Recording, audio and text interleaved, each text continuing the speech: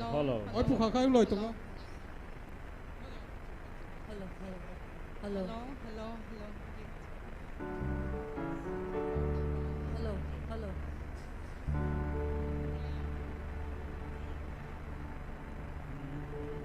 Hello. Hello.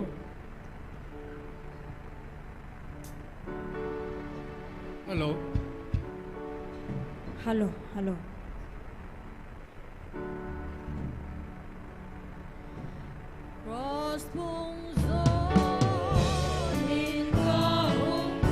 Migan thầy hết sổ lên voi. Cái mà mi chọn sẽ chung nung.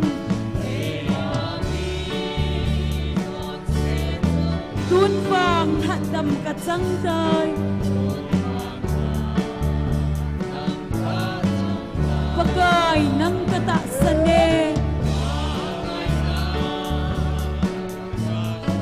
Calvary van kiel ngôi nô Takune na cross noya Nay lung sinin nay huin Son sinin ay hen sotay Lungin ng kalhangay zin Nem heo cha nay go kasay amen Kahungtay ng limzonin Pagkay ng kataasan amen Calvary van kiel ngôi nô Kakune na cross noya Nay lung sinin nay huin Kalung le ka nay zausin Abon san ng kapitay amen Kalhagaw le katasa Abot sa nangahihen amen Pagay ng kataasan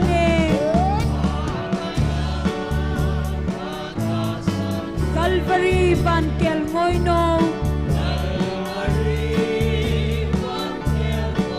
Kakune na cross noya Nay lung sinin nay huin Sesuhong kay mahina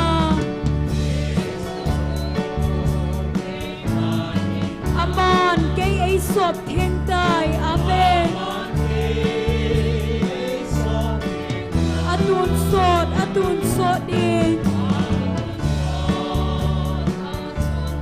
Low pising hen kiel ngôi nô Pagay ng kataasan Calvary van kiel ngôi nô amen Kakune na cross noya Nay lung sinin nay huin Cross kung zonin kahungin Migan kay heso lembay Kay ma mi chon si chung nung amen Tuôn vang hạt đầm cả trăng tay hallelujah Pagay ng kataasan Calvary van kiel ngôi nô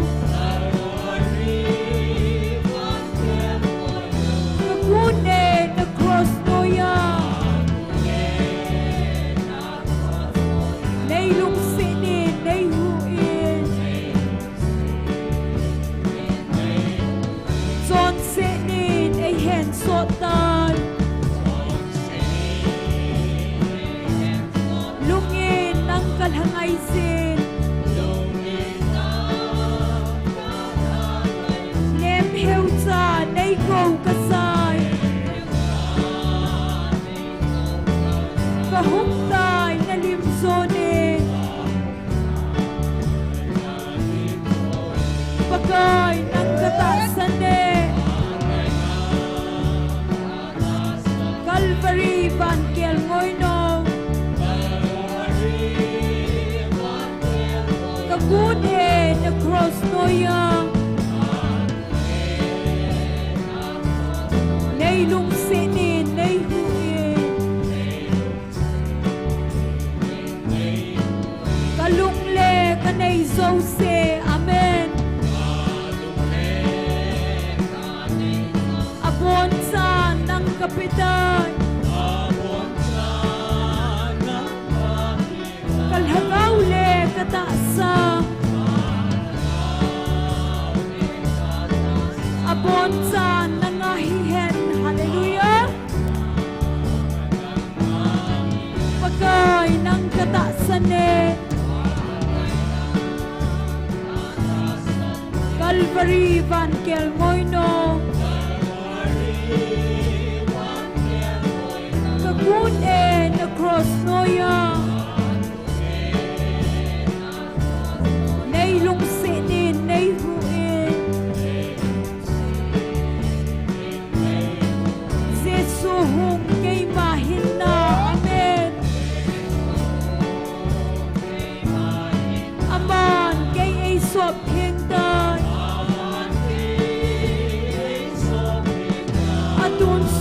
Atun sot din Low pising henkel moino Pagay ng kataasan Calvary Bankel Moino Kagun na cross noya Nay lung sinin nay huin Son sinin ay hen sotan Lungin ang kalhangay sin Nem heo cha nay go kasay Kahumtay ng limsonin Pagay ng kataasan Calvary Bankel Moino Kagun na cross noya Nay lung sinin nay huin Kalungle kanay zose Abon sa ng kapitan Kalhagaule kataasa Amen Abon sa nangahihen Pagay ng kataasan Hallelujah Calvary Bankel Moino Kagun na cross noya Nay lung sinin nay huin Zesuhong kay mahina Amen Aman kay ay sop hingdan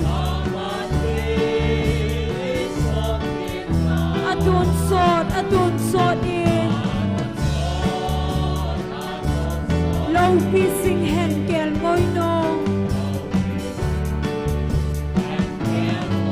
Pagay ng kataasan Amen Calvary Bankel Moino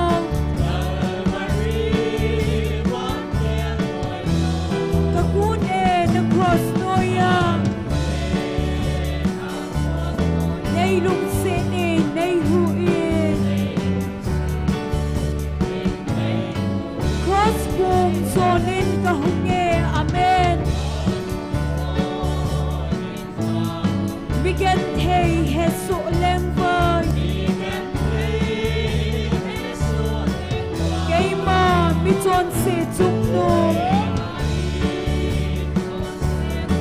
tuôn vang hạt đầm cả trăng tai hallelujah pakai nang kata sane Calvary van kel ngôi nong kakune na cross noya nay lung se ne nay huye kalung le ka nay zo se amen abon sa ng kapitan kalhagaw le katasa amen abon sa ng ahihen hallelujah pagay ng kataasan Calvary van kel ngoyno kakune na cross noya nay lung sene nay huye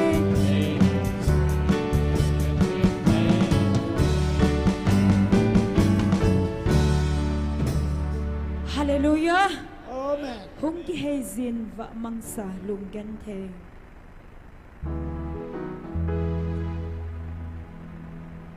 hung ki hezin va mangsa lung gan ven Jesu Krista na sing singe nang na holy na nga hu heng dingen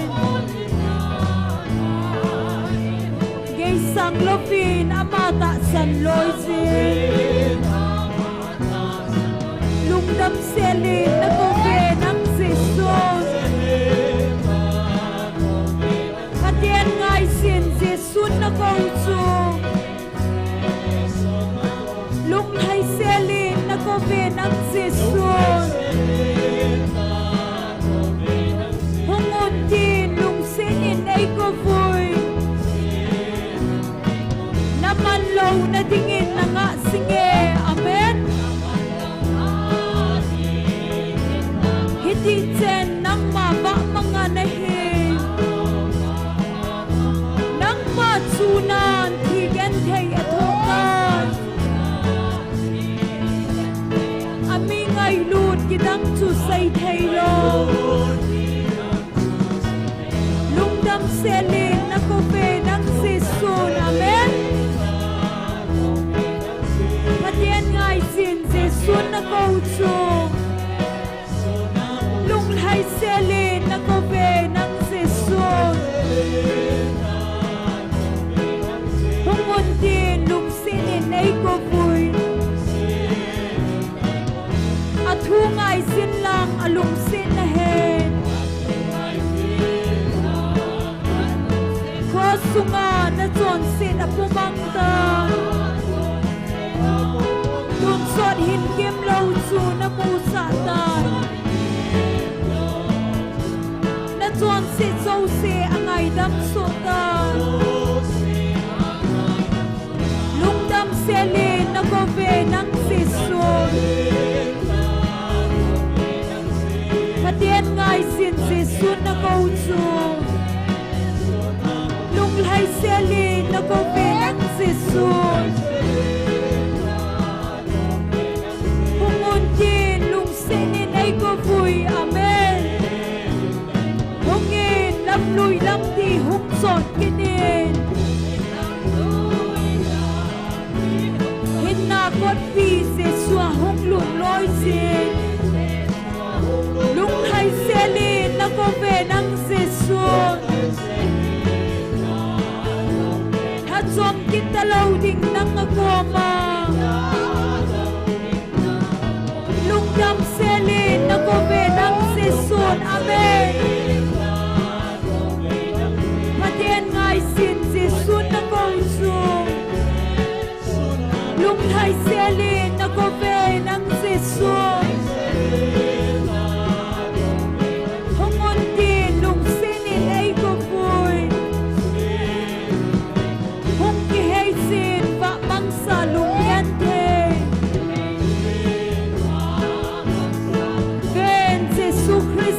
sing sing e nang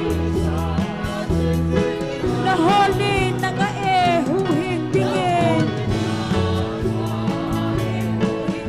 ngay sang lovin amata san loyen lung dam selin na kobe nang sisun patien ngay sin sisun na kausu lung lai selin na kobe nang sisun humun din lung sinin ay kokoy at hungay silang alung sinahen. Amen. Kosunga na zon sin apumangtan nun sot hin kim lau chu na musa tan na zon sin zau se angay dam sotan lung dam selin na kobe nang sisun patien ngay sin sisun na kausu lung lai selin na kobe nang sisun humun din lung sinin ay kokoy hungin lam lui lam di hung son kinin hinakot pi siswa hung lun loy sin lung lai selin na kobe nang sisun hatom kita loading nang akoma lung dam selin na kobe nang sisun patien ngay sin sisun na kausu lung lai selin na kobe nang sisun humun din lung sinin ay kokoy. Amen.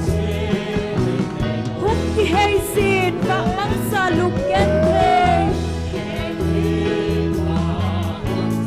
ben Jesu Christan na sing-singenang na holy na nga e huhing dingin kay sang lovin amata san loy sin. Amen. Lungdam selin na kobe nang sisun patien ngay sin sisun na kausu lung lai selin na kobe nang sisun hungun din lung sinin ay kokoy naman low na tingin na nga singin sen lang maba mga nahin lang matsunan tigan kay atotan amingay lun kidang susay kailong lungdam selin na kobe ng sisun patien ngay sin sisun na kausu lunghay selin kobe nang sisun. Amen. Humunti lung sinin ay kokoy at hungay sin lang alung sinahe kosunga na zon sin apumangta tunson hindim lau chu na musa tang Zon sin so se angay dam sotay. Hallelujah. Lung dam selin na kobe nang sisun patien ngay sin sisun na kausu lung hai selin na kobe nang sisun hungun din lung sinin ay kokoy lui lam ti hung sot kini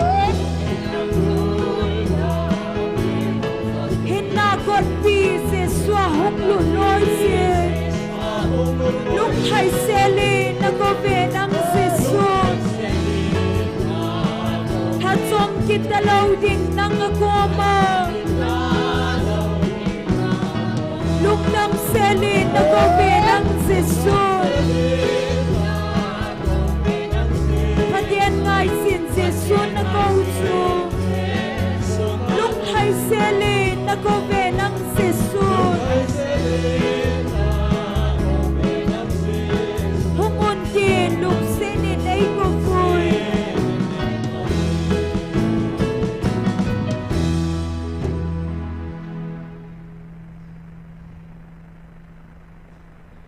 Kalhagaw hinadin Jesus. Pipihoy bon sa vinding kom tao din. Kalhagaw hinadin Jesus. Rosu nga kipalin at hin. Rosu nga kipalin. Nat at hoe gaydam na din. Hallelujah. Say sangin ay lungsin.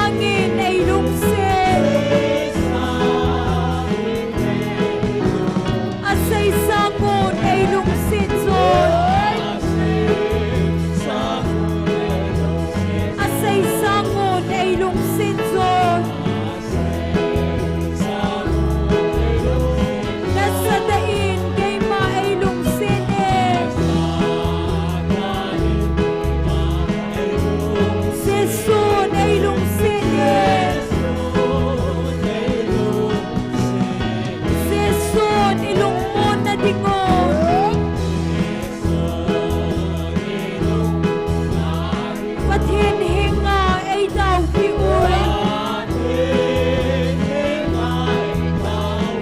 อาทิสนีไอ้หัดดาวเวใส่สางินไอ้ลุงเซนอาใส่สางูนไอ้ลุงเซนจอยอาใส่สางูนไอ้ลุงเซนจอยนัดสะตะอินไกมาไอ้ลุงเซนเอง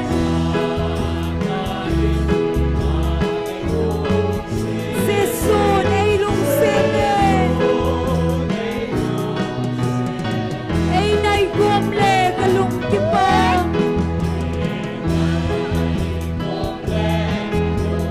โอ้นากิจะลงนาไอ้เป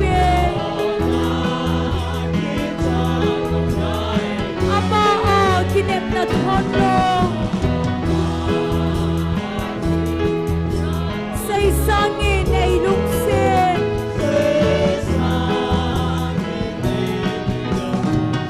อาใส่สางูไอ้ลุงเซนจอนอาใส่สางูไอ้ลุงเซนจอนนัสตะอินไกมาไอ้ลุงเซนเองเซซูนไอ้ลุงเซนเอง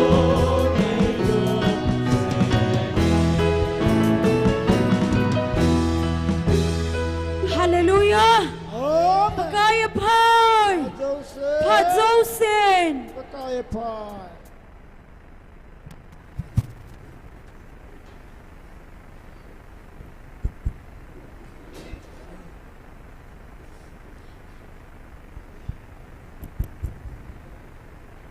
ประเทศนินดำนาบาดพาผ่านเฮยไอพิกิดวินตุนจง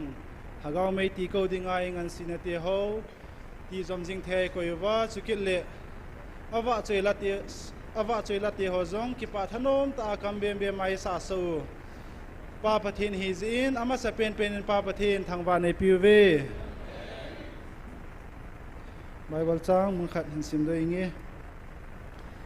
Daniel bungup chang som ni le thumna chuin simingi kapathinin avanti le hin solin sakei ba kai zo si kamsung asin pi tan keima ai su sitapove azi chu pathian maya keima nol na beijin ko min voleng pa nangma ang sungjing azong bol khil kanei po e hinti chuta chun lengpa zong akipa be se jengin sakei ba kai hong sunga ko na Daniel la do loidin thu apitai hizi chun hong sunga konin Daniel akai do tawve ata asa chunga chun imacha maha akisukha na ompoi azi chu aman apathena ki son pia ata sanji a hize atu thing simna wa pathin bon chawa dingin phathe bu pi tawhan tuni ikiman chana dingo program simha nai lenge tunia tawna elam kai pi ding hi golhang lelem hong hintin pathin wa choila esa pi ding hi pa thanglun nu ning boy abale nu kim neil hing hi tawna lam kai pa ena man phat hin la phale hin ko di hi ichu tuni ikiman chana dingo program achom lama khain simla hintin amasan tawna anane utin pathinin tuni chan geya ta sal hagaw dam nei piwa ni sang khat le gup hin na chan ti hozong ki pa thanom ta ei mo hat man phat man chi man hilowa ama mi ngei lu nawanga chang thei mu thei koi zalwin pathin ko ma ki pa thu se na ne neutin aban le pathin hachate ni hin golhang robat am ho cheng thum ding zong tu ni hin na taw kop ki neutin ta sa hagawa ha ta pathin ngan sinati ho ato zo jing thei na ding win taw na na community adi a hachate ni hi monday pa saturday chan ni sia anadam lo ho taw pi hana abana Saturday ni yong le counseling kit Sunday ni yong la phat la jana man hi ki cholman lo hi le ji chon ta sal hagawa ha jing theu na dingin pathin ko ma na taw piute abana nam se pe ho hi in volunteer holding zong I bol thei suno tawna na gel do kin witin cheng si chun tau na hanane yutin tau che ne hi ke mai ni nei tangi tu ni bon chawin ana tau tau ti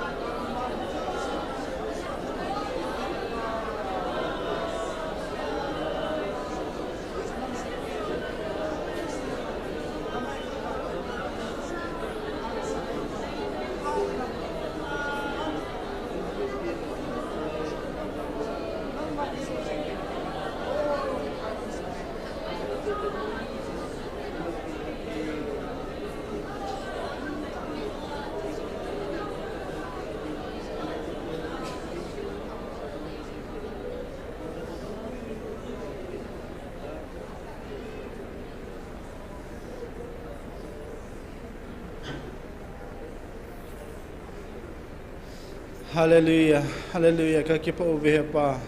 Na chane ngai lu naw nei lu se naw sim sen lo nang ma nei chan zalwa na ang sunga kipa thu ka sei na ti ho hin.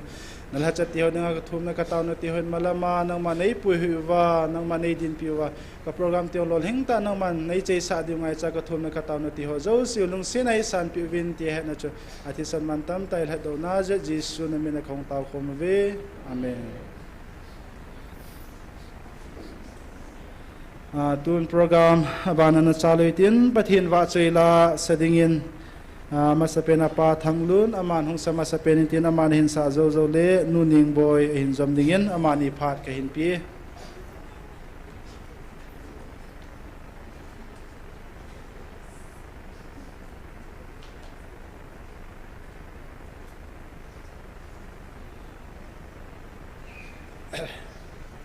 Punya celai menang ke pam jauh si patin jalan. Ke pamin amasan pa patin thang ban halang. Ke yang hi ni tak sedam lo temperature sang kahin. Kadi bangun la yang kana se thei tapu in tilachu bukan thala julahin kan ha sa thobin. Bulanga ki ngai chat bangin kahin nan yo ta lo din an la hita bang la sa na phat hoi te ho hi ki mo mu lo hi he chun tu ni pha na yong pa thang se ma ko na hita bang phat lu pi ta ho in mu sa je na ma chung ki pa na ko nge gital hi ka sa ya le aleng de un te ska bo lai le gital le ngai le ko yong hung leng ying de ye chun gital sa lawa sai lawa hi kan sa di tam pi hi ka dia sa gital phat ta ngai tiang lawang chun ko ngai yong le a ve lin khabe phal e pikin tin tiang chule gital hai tan gital pam sang ka te ti ka kilung ge sa ye tu ni hin gital kalung dia ka man thei lo in gital tum lo win a changin sang ka te ni hati milang Lisi lubina kaholain kalung sunga kon thuhin seichu langwai nang hung ki letan iti ka pakai telo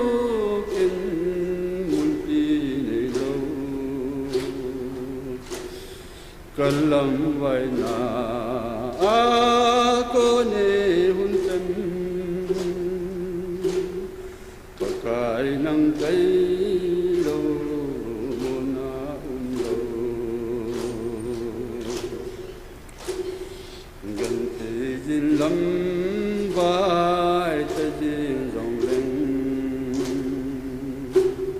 na ngai lu na kon ol ka hita lên si lung ấy nan tinh tangi o ngai tây lo kin mun ti ni lo kalam vai na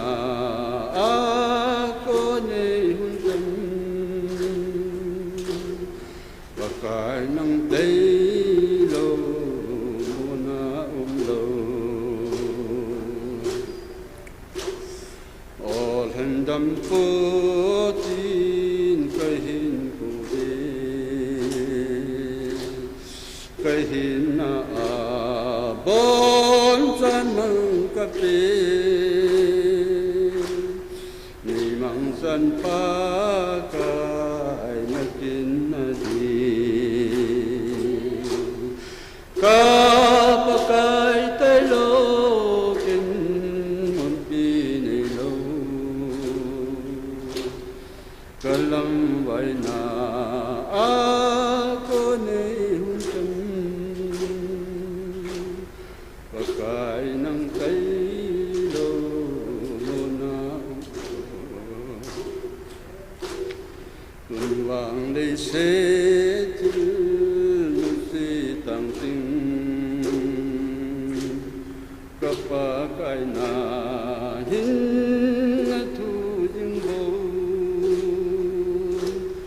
dây lan sa say để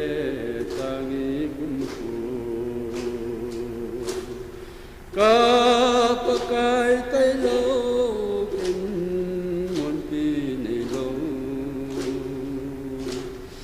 kalam vai na a ko nei kan pakai nang tai lo mona lo pakai nang tai lo mona lo awa sai la sa chuwa ibon marin pathin pathe ibu ta han ai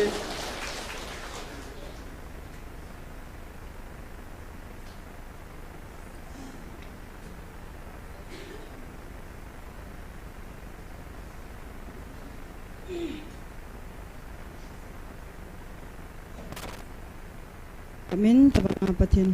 ba choi na phat phai piwalam kai ho hin jong le bon chau jong pathin chunga ki patu kan sain tu ni phana pathin ba chela kan sa ding chahle kalai sit hin kho tila kan sa di he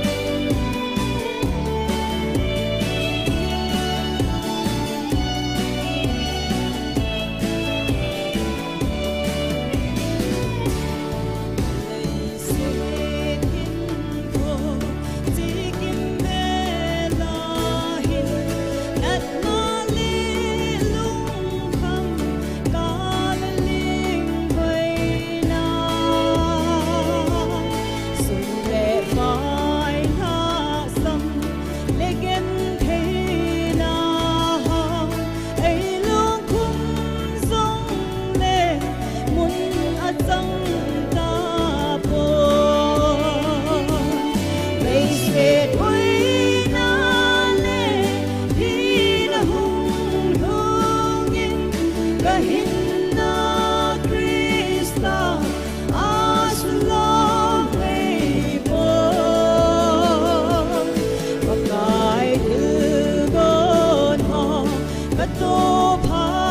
subscribe cho kênh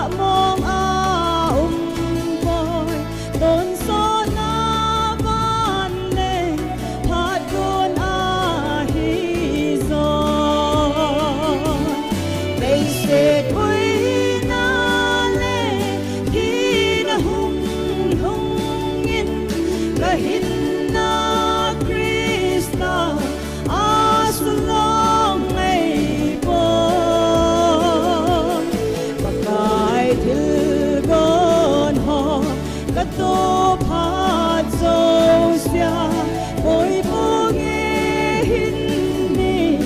Gõ để không bỏ lỡ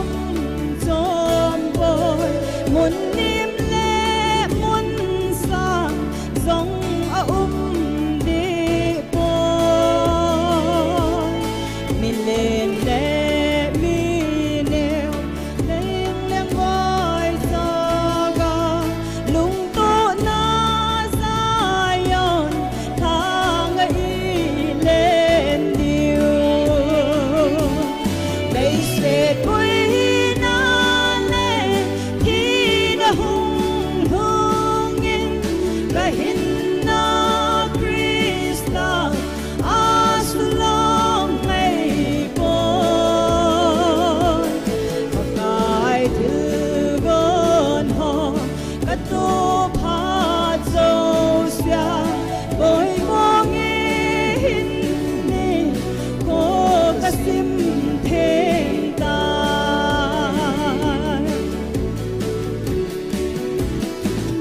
Pidin patay po tao hen.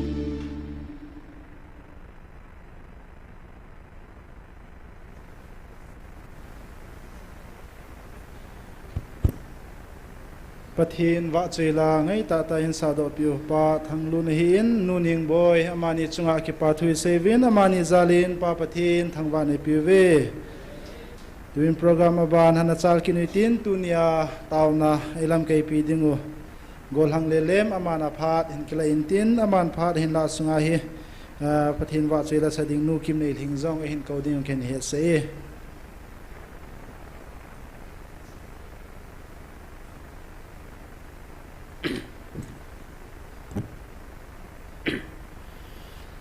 Hallelujah. Amasan dunia hong hozo si olana za hozo si ipakai Yesu Krista minin sibai kan bolin he. Kipamin pathinin imau ipuin tuni zong itaw naw imachal zingvin ni sang khale ni gup hlimni pathin ipuit thung tawin amasan pathin jo kipa thu se get vin he. Tuni hi zun hadinga lama sapen nima sapen ahi inna pathinin tukum zong kum tilakon imau ipuizin medha ipikal kaitan tua hi zun ni khatna hun bitha khat ikal be zewin pathin ki pathu sayutin tawna khat iman masa dinguhin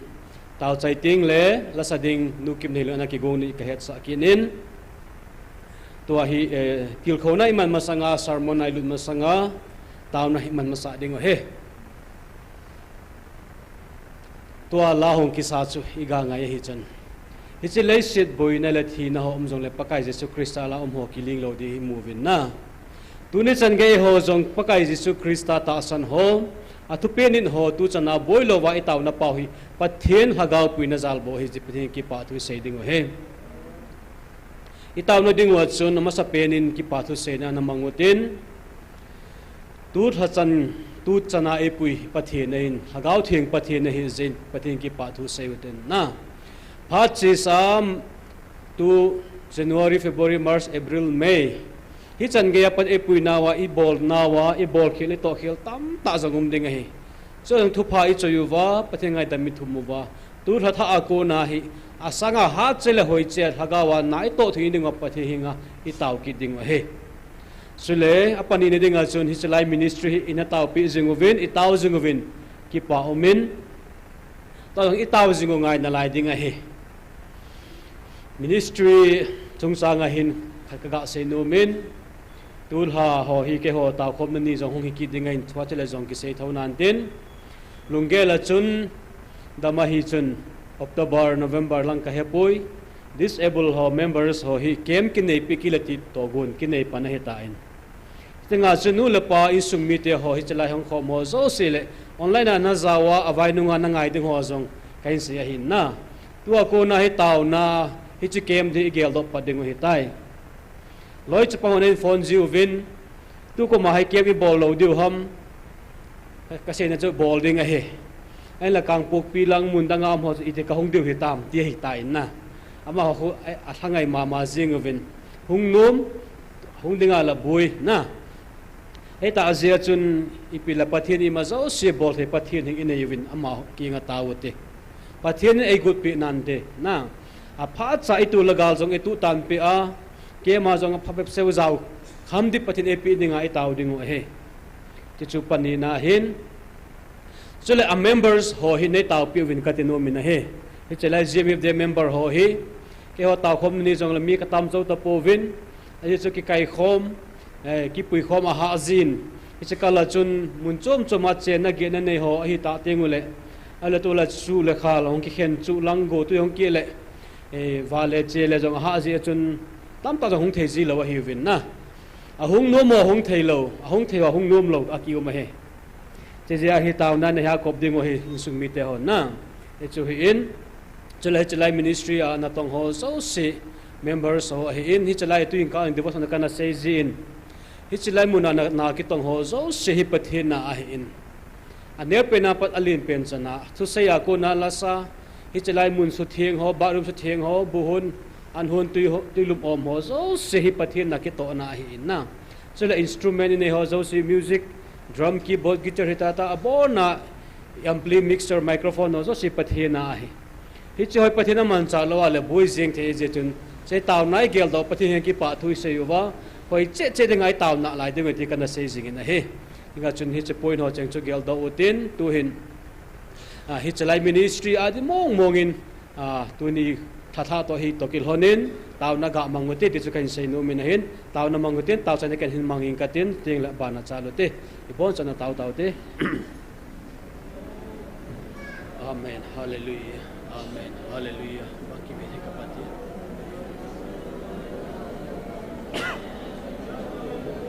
Abraham patin is at patin sa kapatin nang maalahi duni gunahin pa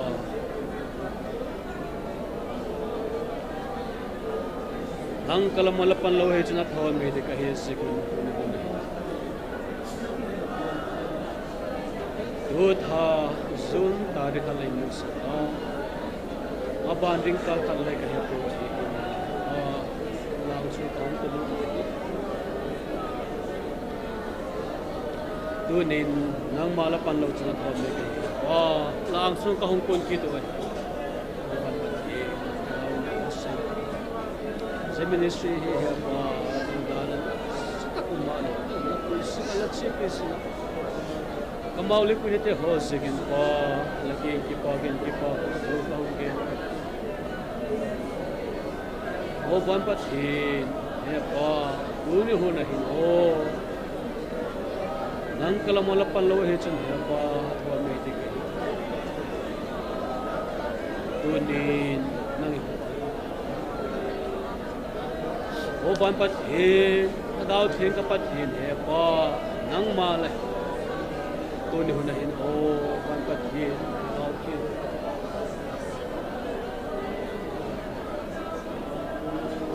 he ba akin inay tuni kami de ho members de ho nang ma bukin ting ta hungzon te ho de hungzon no mal he ba zon thengala zon nom lo te ho le kom ki tu ta thagaw ni sofa nangin ay dimpi kitin pa duni nang manlay tin piloy sa thon me kahi nang ma ku sa sense la he na mo bu pa ka kim te program song te ho na thagaw ne pui degin pa la he pi na pa tuning kamao le pui nang ilay din pi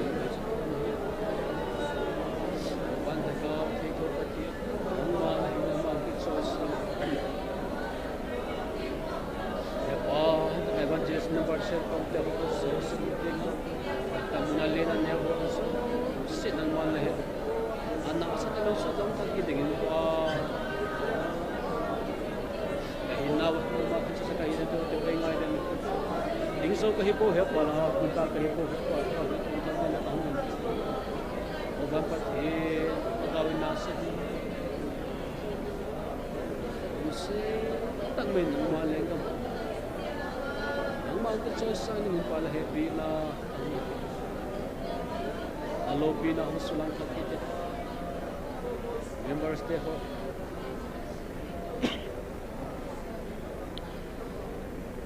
ha chung nung hingsing kabelula kabe ko kapathenu lalpa le happy atun huna la cha tinglo halo te ho himalangon nangin lay pui hoi na laya tu kumin la hepa me thate ho nang malila pui hui tungta tu huna zun thate ho ni khana te mang pan kom tak sikun pa la king ki pak thu ka ge nu hi mabana bangola chiding hepa ni khat le sken khale ka hello hi ai la van thagau thu to epui to pathe nangin kamau le pui ya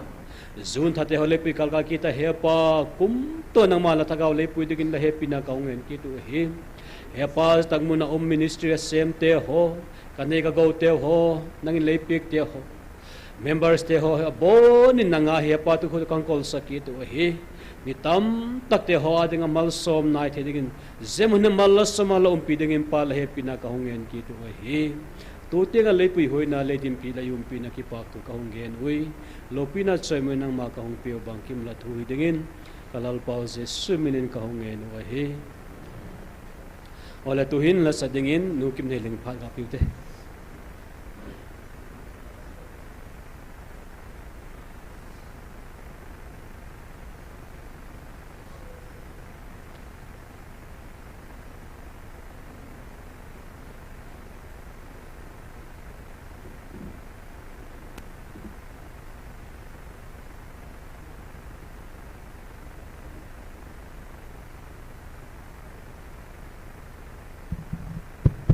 Amasan ni ko phale dam na e pikinu wa pa pathen thangwa in mela tu ni phana pathen wa choina dinga sa deu choile Krista ngai lu na kidangi ti lain san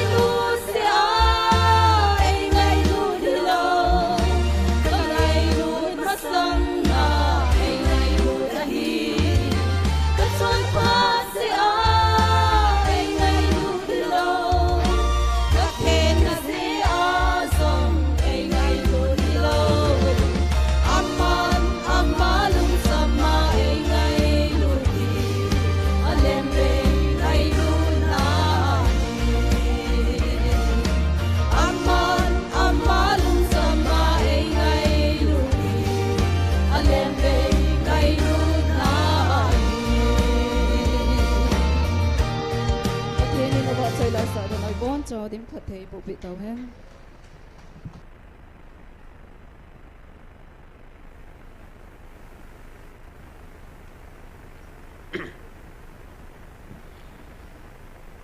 ole ki pa min lasa anu min angai zang anu min zawai pu pau chun gitar alen la ka oleng de tin ke gitar ka sa di teng la gitar ka he len lawa la ko to ki tu thei lawa hin la sa thim la na chum chum ma hin na thiam chắc he leng za mali o tong ki tu chet ta bang amin hit italen he chum chum ma hin ke jong ka tha nu min ngei ka sa in ki pa me ma ban na jong hitilai la sa ho nu te pa te ho pu te ho jong hwin nunga golang ho jong atam the pe ni sa dingo to banga cha rok the the na na lai sa bu jong le ai ke la ka sa te le ka thiem mo na hi ka ki dep thei lo cho mi go la si ra lo ka pi ola ka kai thei lo cho bo na ka bol ha jing ji le adi ji poi ti win na ka om jo se ka bol ha ji hin ta banga cha la pathina dinga sai sa ding hin na hinge ki pa me tu nin pha thoi ta ichang ki nu vin tu hi taw na khat mang ki ding hi vin taw mo sangun pathian thua til khona som khat mangutin pha ne ka zenga hin ka kein phat ka la so zil lawa hi na azole pha ne pe ki la khala san ti ki chan om thim ni sei sau teng le ka be te bin thu gen chom chawang phai gut ki ta am de ti ta banga hi na sei tu pia ka man zenga hi je chun phat sau ka la num zil lawa he henge tu ni hun a hin lungela chun se di tam ta amin a hin la bible sang tulaya igam din mun ka ven ai lo le government news ho gam chum chuma ho tin ka ngai ji in Ukraine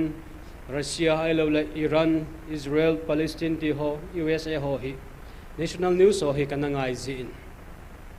ai le e ho ga ma pathin e pui dan te hi ga ge la hi chun ki dang ta khan amin midanga pui dan te ho pui dan hi achum bele khan amin na pathin hi chlai mun hai tu plan khat an ne ti chu akichinin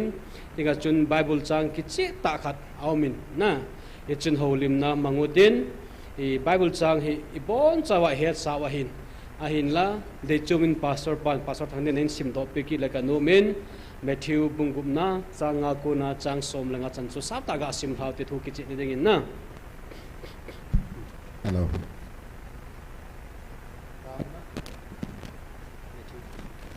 Ta thu do la Jesu thu hil.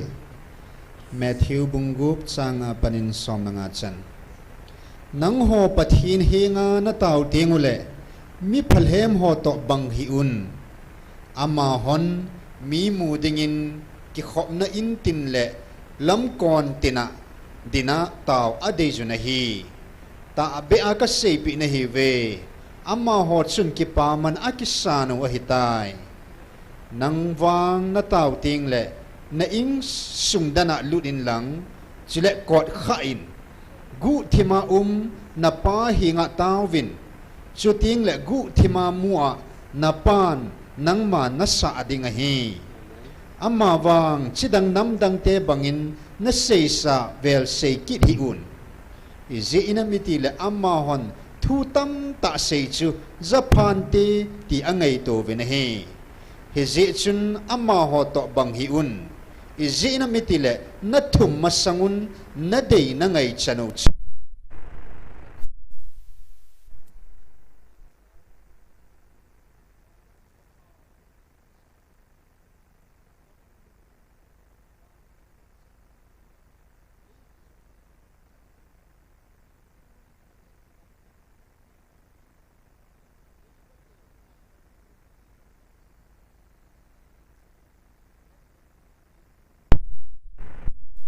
wa kunin nei hu do zovin izina mitile nang hon mi su khil nangai dam uwa ahile wana napao zongin nang ho su khil angai dam dinga hi amma wang nang hon mi su khil nangai dam lo wang ule napa vin zong nang ho su khil angai dam lo dinga hi athu pakain pathebo pita no chang som na ga simo chang somna velin nagam hung lung han wana nalung chan akim bangin leya zong nalung chan kim han amen amen pathin thu thing isim thlau pathin phathe bu piu hen lang dunia hi thu pi khat kanei nomin nagam hung hung hen ye na dai kingdom come hi chi hi tu lai ka lunga king ding zengin che akona hi tauna itobangham kingdom lenggam chui piham ana sayutin hi chi Matthew bungup nahi pakai Jesu Krista in ase zui ho koma athu hil la a poi mo ta khat nga na sei chu he Sermon on the Mount na mul chunga thu sei na chun hi situ hi ana pangin a he athu bulang sei lang sei di tam ta om dinga hin a hin la chun ha sei putin ipakai Jesu Krista in ama kam chang ta hi chi ana sei do a Matthew anaki suddo pa hi in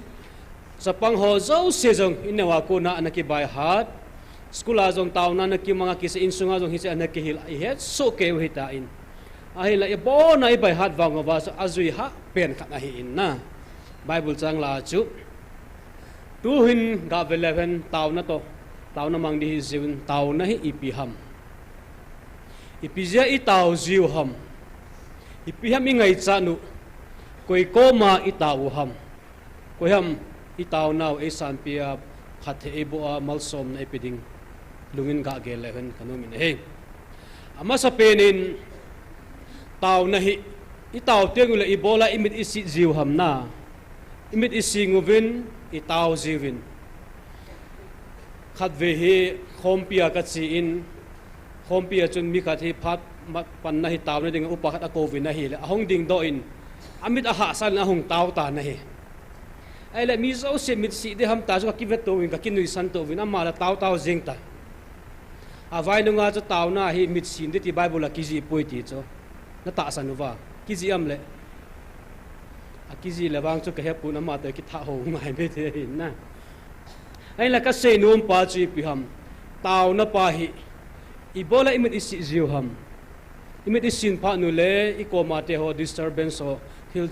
chum ho chu imulo dingu ilung concentration lungil tapathin vet lang ivet ne dengwa chu imit isin wa hi mihing ivet yengule imit ha ovin pathin ivet yengule imit ising ovin di nam ti tha gel kham ta hin na ahin la mihing ivet tenga le imit ki ha ahin pathin ivet yeng le imit kising zin pathin langa ingat ting le alo pi dan so dia ke ho ading hai lo pi de che na hi na ke ho bem pi hoi mi ka vet yengule kami to ka haun pathin ka vetem kamit kasin pathin kamu thoi pathin ka thang vai na he mit sipuma khomulo puma mit isin chunga imu theu pathin na he na pathin thang vai num hen mit ha chunga pathin ki mu theilo cho na le imit hung sin te la lungil ta ka na sei in a khomulo hoi iti thil na he thewam iti jivin ka sei chu imit isingin ilup na muna nop tai na hung lumin ilung hung gela hung che pa khu a ilung gela hat dan pa ki dang hen na nu te ho jong na hi de pa te jong na hi ding wa he ga nung ge leo chun na lup na mun wa chun na khan kho na gol han tit layu na chapan layu ho jong chu masanga screen na ken sanga hong ki chi zo me the na la hin na dunia jong hi taw na pau pathin en jong ilung mit a imit isi na ivet te le ki chi ta ki mu je pathin thang vai nom hen cross a atu na ho jong agim na ho jong ima zo se chu mit zo ng amu thei pathin e pathin thang vai nem tunin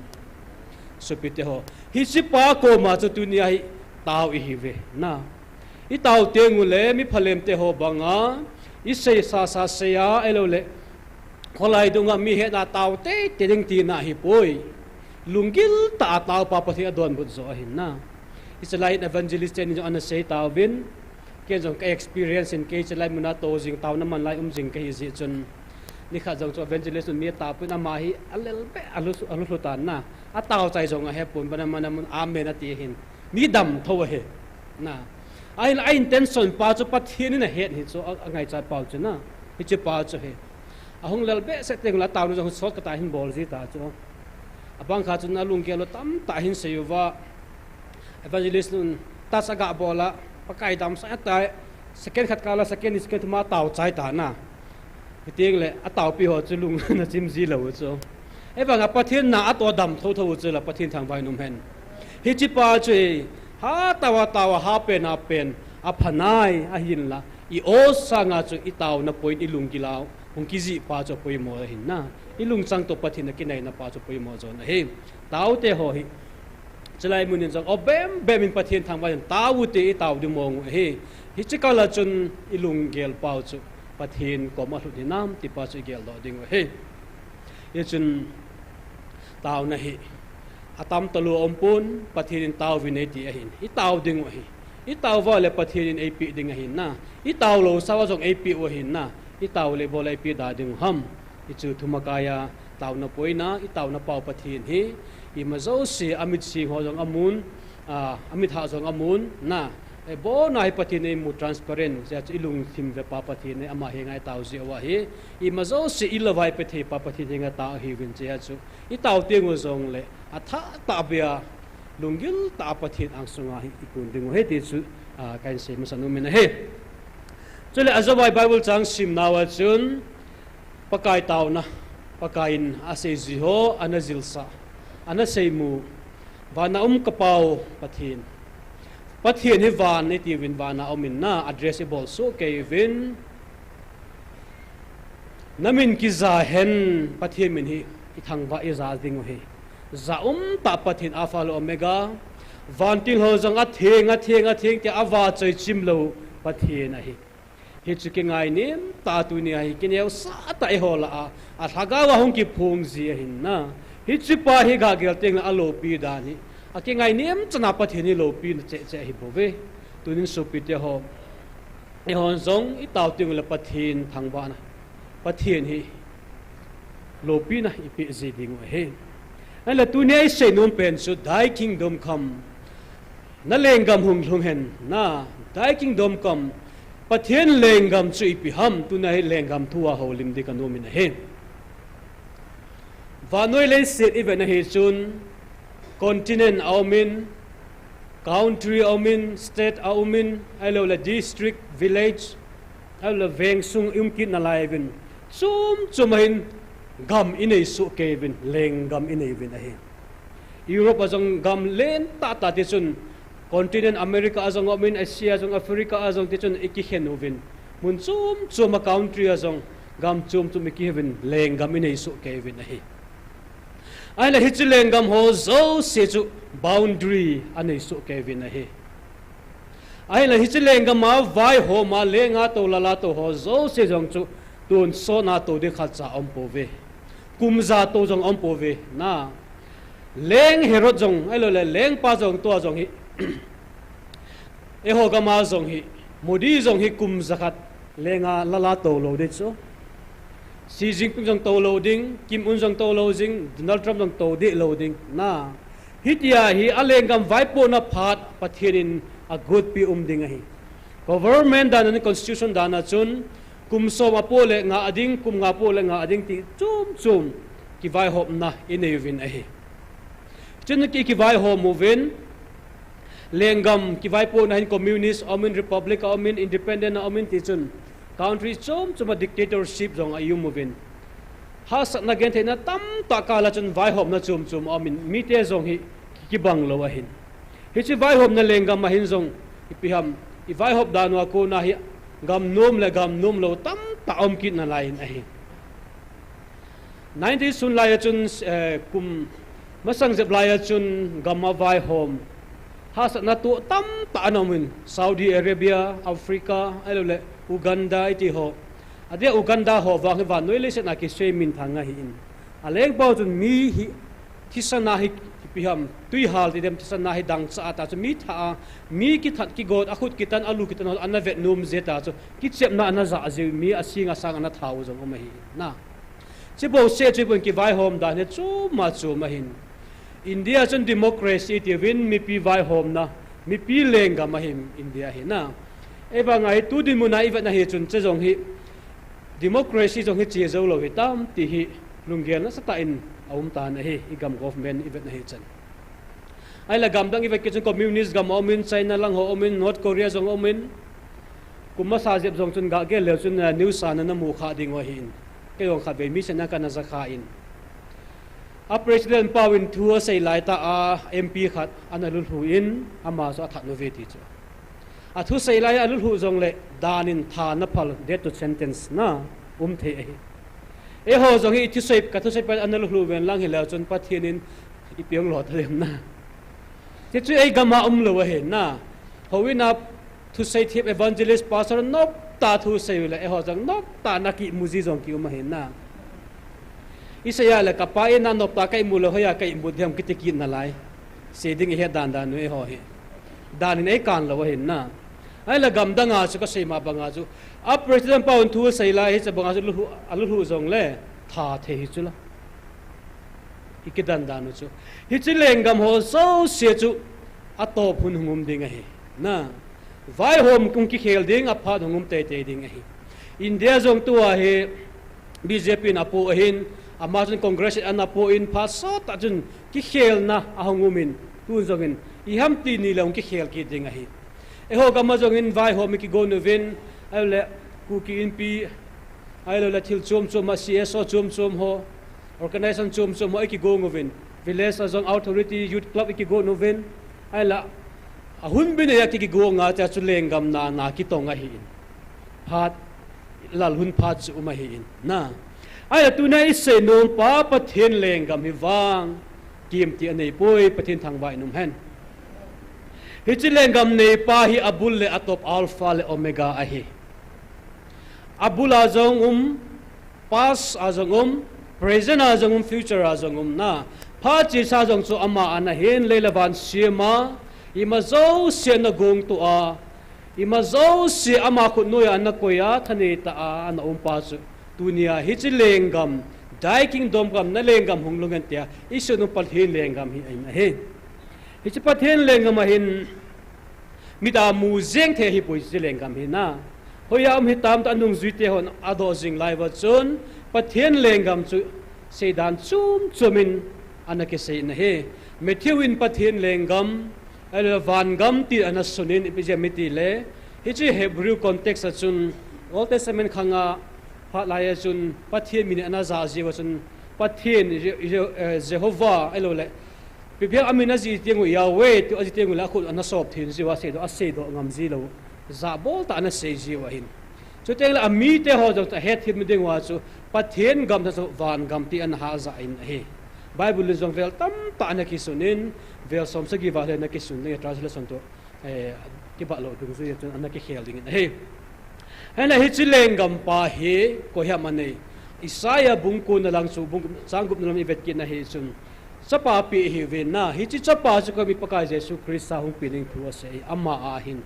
ama sun piham athili na law na te mak na kidang ta vai hom piham rural tu vai hom tu na mak kidang counselor til chum mina puin ama chun alenga ma chun topin tai nei talo ding a hi kim ti ni nei talo ding ti akna ki mun a hi tuna hi chipa hi tunia hi e ho jing e ho lang ki phung pa hi a hi ze in e ho zong e het thim lo wa hi le hi chi leng pa ma alenga mung tun do num zia tua hi chi lai mun ang ki phung e pathin thang bai num hen hi chi le se na hi hoya lenga mung ki tung do ding ham ipakai Jesu Christ chu Bethlehem chun mun noi nung pe na hong pingin ichana chun nang le kei chon se alenga mong tung do dingin an hagaw a hungin thina hinna hung tu in nang le kei adingin gal zo na sa ta epin a tho kita na hi patin thang vai num hen tu hin jong tu khang in zong a o tai na hagaw tai na vil kit na lai ve isan gei lom lo mai tai pathinin ama ami te ha te engai lu nu wa chana hi aman e ko na layu ham ti hi ker kham ta hin na hi chi lenggam su hoyang ki panding ham tunia hi alhung hi tai alhung sa hi tai alhung zinge ha khatila hi sanga lo pi chang hlung na lai ding hi chi pakai lenggam hi na ichun hi che taw na chun ni pi sayam dai kingdom ka matin nagamung hlung hen atin thy will be done on earth as it is in heaven hi chi leis van gama nalung achan banga bol banga ven leya mi hon jong bol hen ti hi tunai pathian le gama hun ta pha tieng le na ki tong pa chi pi ham wana mi te na bol bango vin le ya min jong bol hen ti hin na ipiam wana te na bol chu pathian seraphim te ho van mi te ho van til te hon a theng tia awa choi chim la awa choi cholo ngalawa wa choi la asa o he hi chu leya miten zong savin atin hi chila ipakai jesu christ hong ki phona jong chum savin tin sa ji lo ham na e ho hi wang padan chu van mi te to ki thua wa choi la van noi le sa sama sa pe ni hi ve pathin thang vai num hen America ga makis lewang chu ingai san ding o hin na America ga ma thil hung chu minute khat second khat na ki he chu news event ale kung ka khana khovel pum pi ki he so ta chu ela e ho hi chilai pathin thagam e vilna lam ka songa jong ki he su nai lo chu la ning khat na hui chi le ipina bol lo ham na taw na lai hom poi tiu chu na min a he ti wang a hello tam pium na lai chu me na ki dan chu ipia min e na sa lo piwa yo ya pan ke wang wa na a hi la pathin dei pa chi pi ham va choyu na ti pathin va choi ding he tu na su pi te ho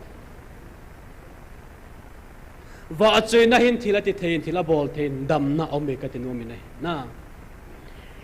ei mi te ho hi pathin la sami hi vin ilung helu jong le la isau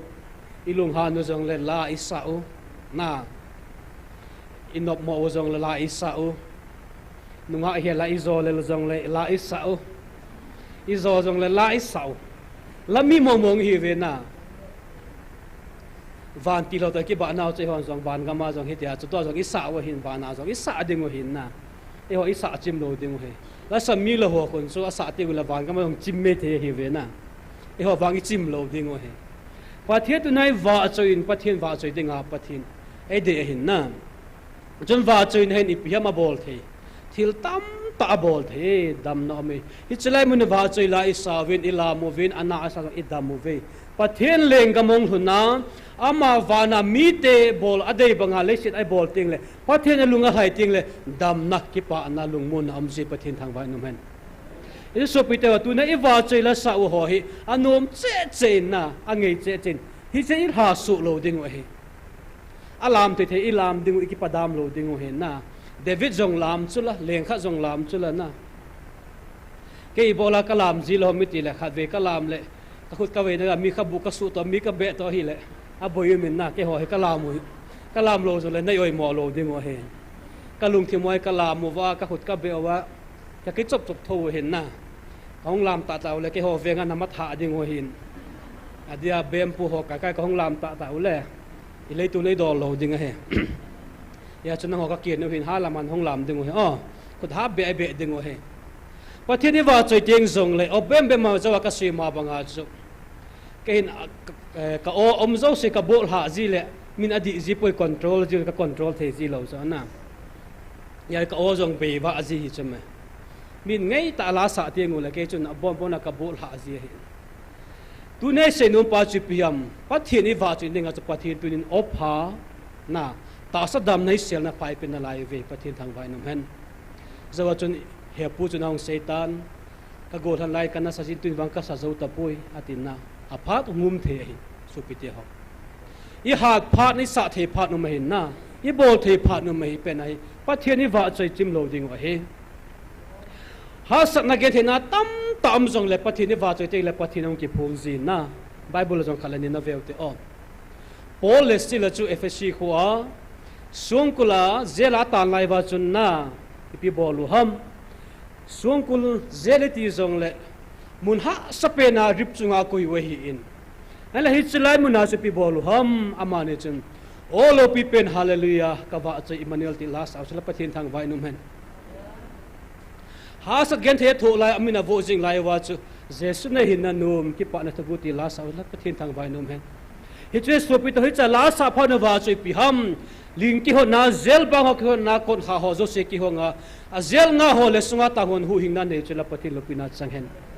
tunia jong e ho ilasa gin ho mina ngai tiang le va no yung ki thong ding suang kul ki dai da na bang ho zo che hung chi min ten hi chlai mun adem ho he thim lo hon zong va choi la sa pathina hu hing na ngai ding he ti chi kinep le lo ding su pite ho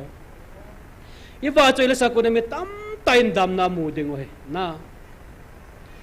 mi khathi missionaria achi in piham carnival itina sa sil ne ho mi hing ho jong ane ji da ne le kilo ma hi na hi chigama chi pa chun agam mite island na chun ta vin mite chun thading in agong ta vin a he hi chelai ta chun ama jong taw na mangin request abol ta na he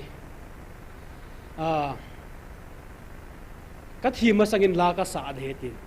chule ama hol alam kai pa jong chuna satan na thi ma sangin ipina bol num pen umam ta la sa ta aman ado hi ta su ama jong khat an satan ka thi chan ke pathin ba choi la ka sa ding he jesu mina chung nung pe ne in la asata ki pa ta thi ko na la sa achun hi chela that go alam kai pau chu alung dong tam ite da na hi chi pa na thi kon ga ya ki pa ta hi dai ba choi la sa the ham chi hongai i tha nai lo dung i thui sei sa dung wa tin thua sei kin hin chelai muna genga ama that go asan go jo cha ping tha we ti akisun na he na pathin thang vai num hen va choi line thila bol thein na tia chu tu ni hi va choi la soi ki padam lo ding he chu teng le music zong azaw thai va choi la ai so ke na leng pa sol zong chu asunga thagau bu alu na alunga boi ting la ipi bol jiwam david chun ating tang na apel khung gitar cho hong la a hong sai gin tinga le thila ho zam ji ta chula pathin thang vai num hen hi chu hi chlai muna jo ki chi ta ki lang chula in sunga ka to vin evangelist pa ho ta ki bon ho ki me vin la ho ka sa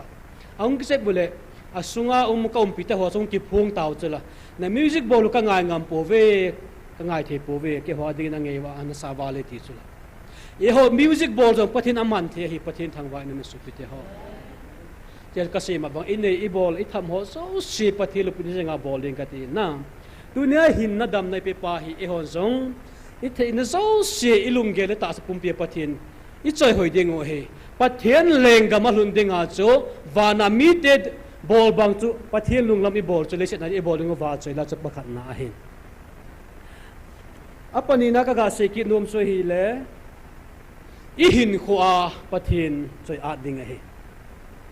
mari chu ga velel chun pakai su nu ka hin na chungak ka chunga hin na ti bang bagil hung hen na a hin nan a hin khuwa chu pathin a choi hoya a thang wa hi mi thiam ho na sei zivin e ho hi e ta sa i hin khoi pa hi pathin thu gospel palit a hin e ho hi apanga na i hi ve ati zivin he na Matthew, Mark, Luke, John. Hichila achu nang leke hi chanchin pha ki pa na thu pha adinga chu bukhat ni hi veti ki hai mil lo ding o he ade ade hichila GMFDI munaung ta ho I bon sa bin hi ve min I che na zo sewa e vet su hi na che pa ku GMFDI ki mu chenu GMFDI ki mu a taw jing wanga ki khat chu na le ta I hin khuwa hi pathian I wa choi ding I thang wa jing I hin na hi pathian tunia hi nang khut la keng na pi a bil na pi a na za the mit na pe na mu theya I ma zo se hi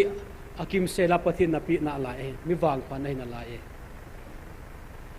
hi chi ji a chu pathian in pha kha te le cho ahung la do phat a ha lo phat ding a hi su pi te ho ke jong ka hi thawin na kum som le gel som la ko chan chon nop to pa ju le na kan vale na kan na len thau chu iba ki ha sa lo na na ai wa nga chu mei chang hung leng jong la beng thaman nge ti pa chu hoya alle la ben tha mala lu changa het ka bol ka thi de chen him bo chu hita bang bob chu ki hem hing I ma cha ki lo dan chu na ai la tunia I hin kwa e ho hu hing sa te ho wa na mi te de bang I bol ding wa chu I hin na wa pa thi ni choi a ding wa hi su pi te ho tu sim khat ga se ing ka tin chom cha ga la chom ni Romania gamain communist gam ha ta hin Lutheran pastor khat I the head kha dung missionary lo pi ta kha nain Richard Wambran ke te pa hi atu sim ka sim detail ka lungai khoi ji in na ama hi Christian hi je hi ta su gen te denga ama nova zela jong hi kum som le kum li ana ta nga hi in a phat hoi lai zo se chu zela man cha ya hin ai la zela tan sunga chun ha asan ke theda tam jong le pathian chu amana se le pon ki pa tal hang pathian thu na se jingin zela am ho zo si pathin thu a se pi zi ta na he ato ma chun ama nung sang chun mi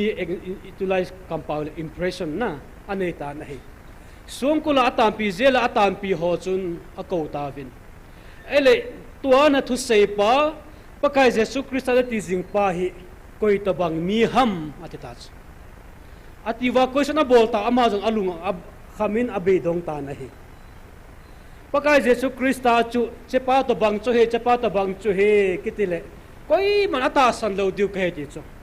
ato ma chu ma ni pi se hi tam pakai jesu krista kiti pa hi ke to bang hi ti patin thang vai num han ama ni pi se yu tam pakai jesu krista na se pa chu ke ma to bang nang to bang hi lawang kata san ve ti patin thang vai num han tunin min edong hen lang pakai jesu krista ni ti pa hui koi to bangam cha to ho hin ke to bang he kitingam hen lang hi le chu min endu sat lo di ham na adi dia ke to bang hi de le chu apo ya boy de pakai jesu krista he ke to bang hi lo se pathin ka thang wa hi boy na ai la result uam bran hin a hin ko apathin a choi hoya anung chang ima so se pathil lo pina pon zia chu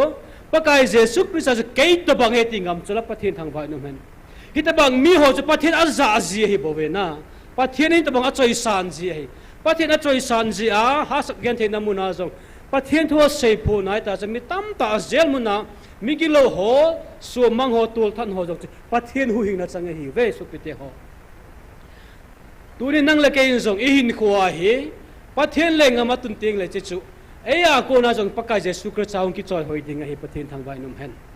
e che tu ne mi van mi te ho pathin a dei bang le ya bo bol ti pa chu i hin ko wa pathin ni choi hoi ding he aban ai se ki no min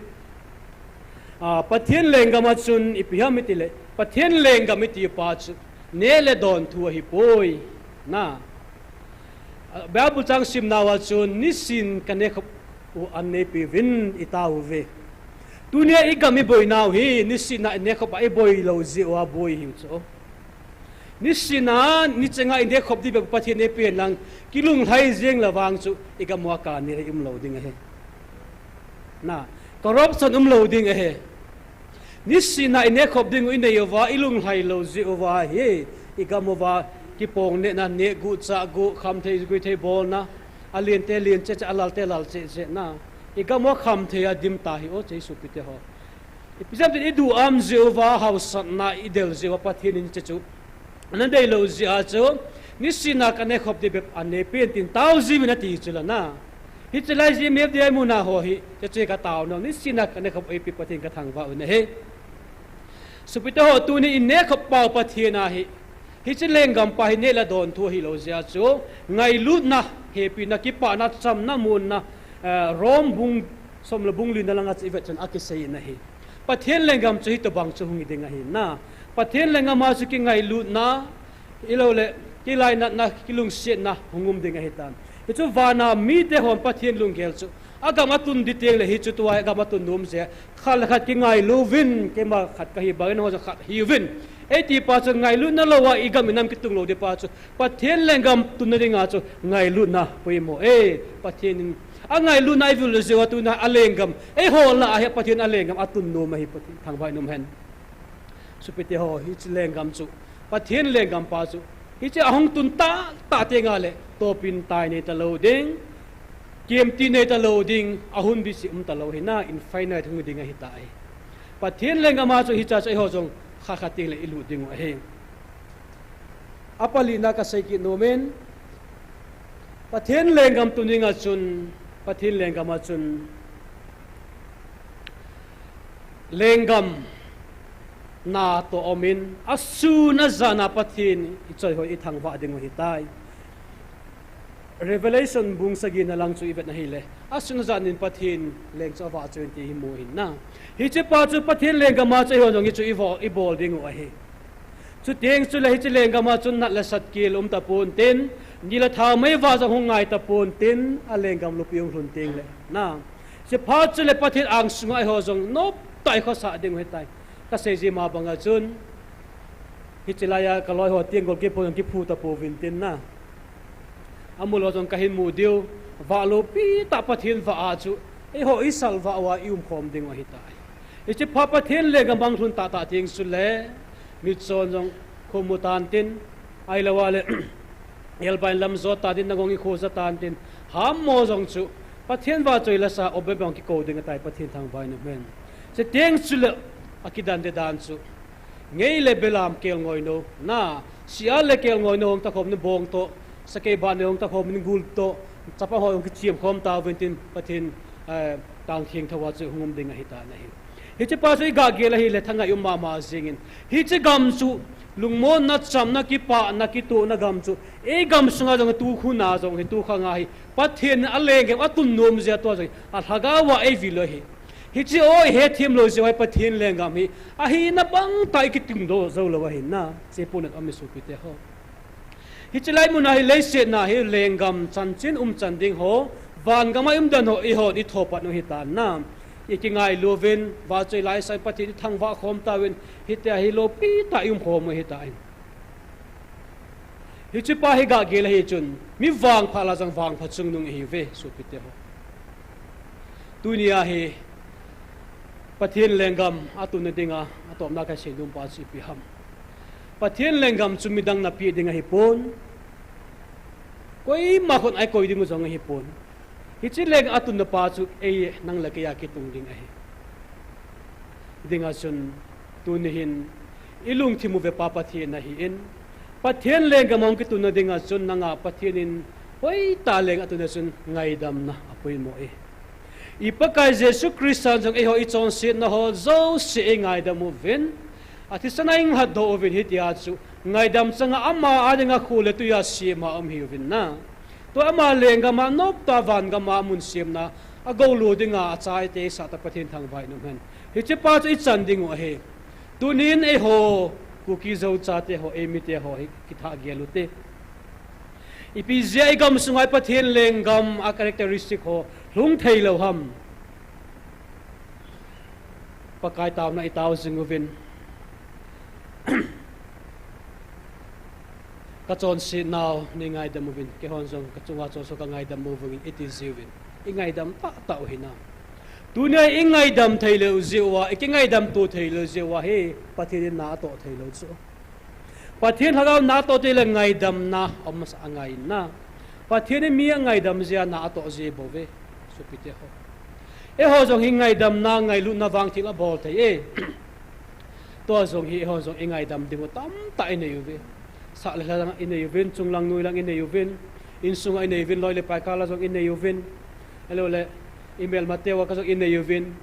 thagawa ti tangai dam nei nei wa pathin ang so itu no pathinin ke man ke nai pula thai pathin ke ma ke man bol nangi ti pathin ingan singa mo ngai na tu nei pathin ingan si zo lo te mu le e kinazi chu mi ingai da ma le e kidam masa zo a he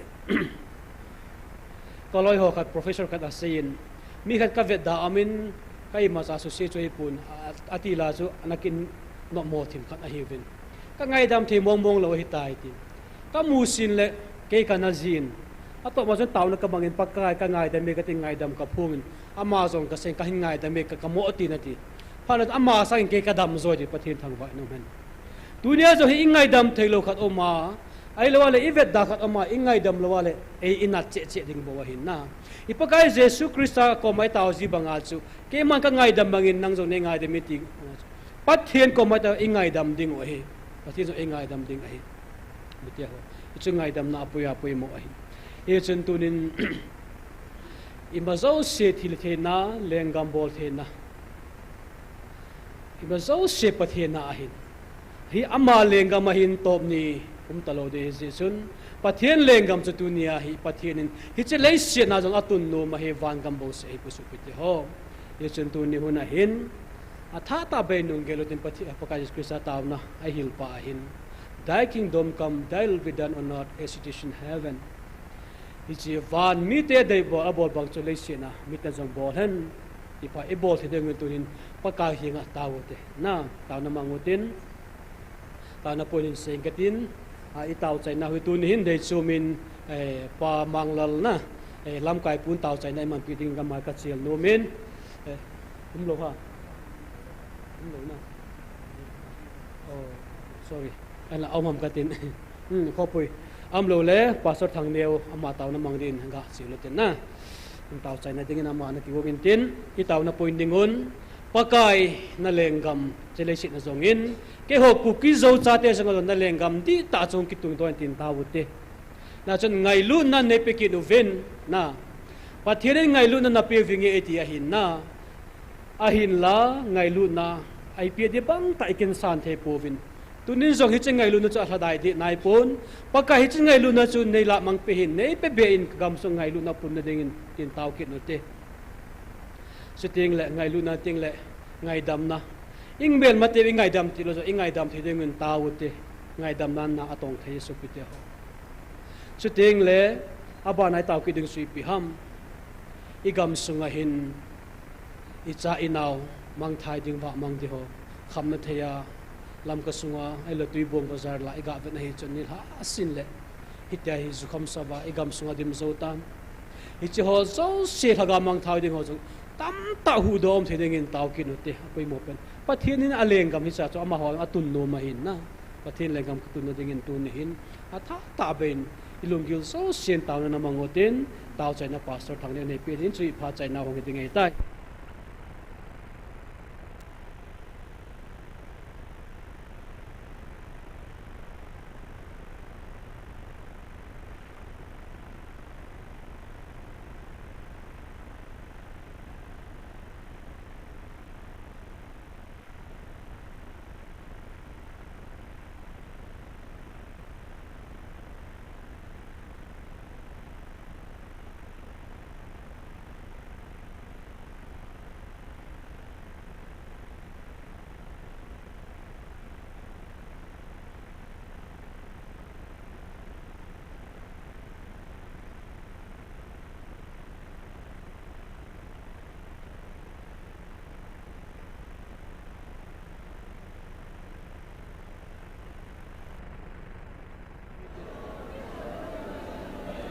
nang man le pui lawa nang man le dim pi lawa hisu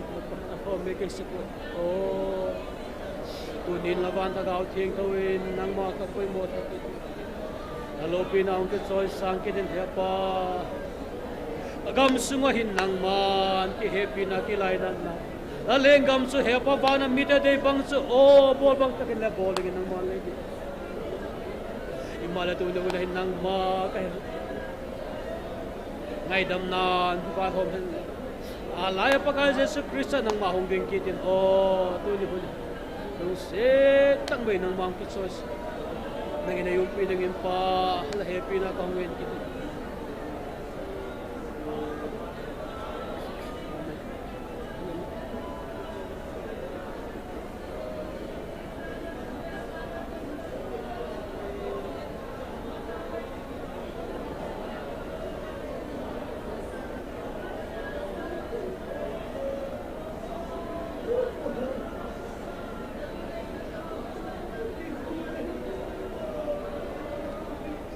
Hepa, hallelujah. Ini langsung kau pun gitu. Nang maleng kam na kahin ko nang makatsoy ko yung nang ma kabachi. Natagawin hepa nang maleng kam kito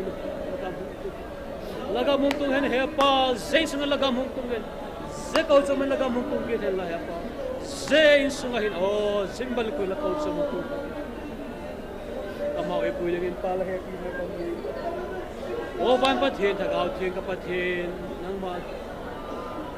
Kami malhin ko nang mali ka mungtung kitan hepa. O ban pathin thagaw thing ka pathin. Nang malahin sige nangin. Nang malin ka man man hepa. Chansin doon na hunahin hepa lamite ho. Nang mang ki choice sa ngin kama ipuy ta kiding pan happy na ka hungit o ban pathe nang mang sense nang mang ki choice sa o ka papathe no he pa ngin so sa atilo na gilay na tulo man ni pa ni sa ki pa ko tang gen e mangay nang male ka tong sakit na yung pita kita sa po yung legend pita din pala happy na kang halo na katilo na tayo na lang ang kim na tayo yung pa na ito yung kamay po din pala happy na kang katilo na katalo na tayo yung adam po doon yung rin ang mga pizza sa nila nang makamimanin po ng malegang sa nang malok ng kipon sa nalumula nang malahis sige na ilay po din yung po kung tingin po na pala din pinapa bangkim natuloy ng mga pizza hindi po din pala happy na kami katilo na tayo yung adam hepa nakagawin na po din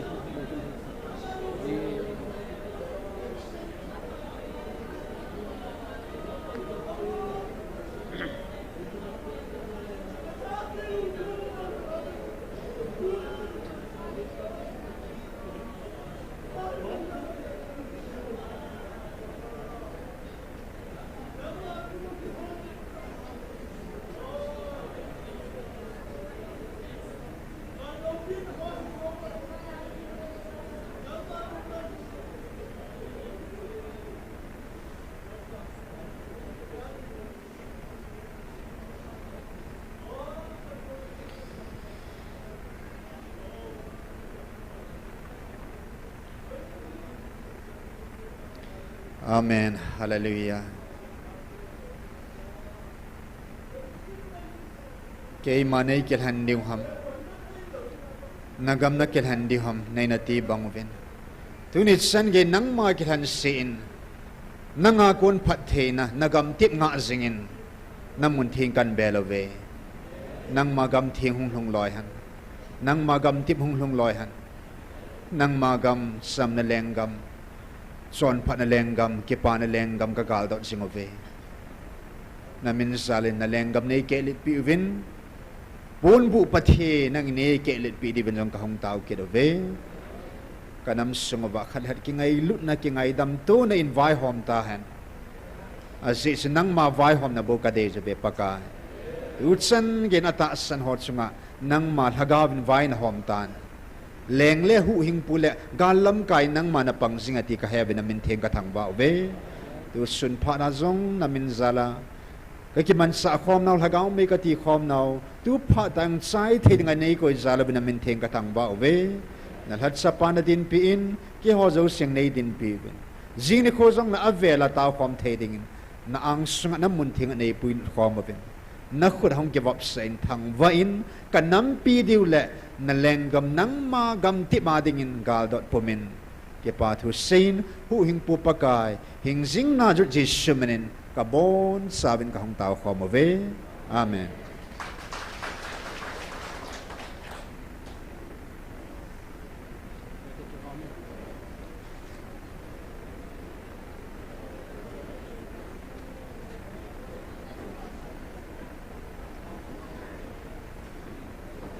Nilha tao khom na hi pung sagi mama ke panding he pung sagi chat le